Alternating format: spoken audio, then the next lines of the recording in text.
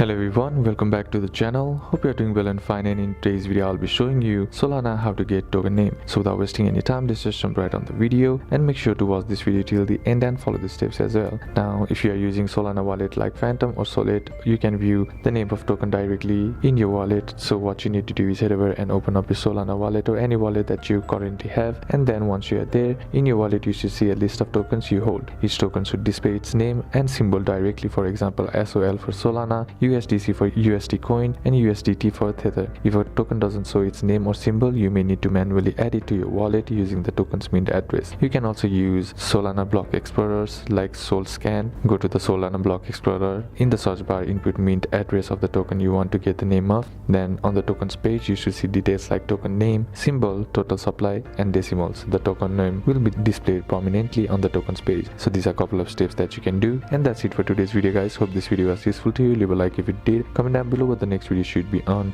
Consider subbing to the channel. Thanks for watching. Bye bye.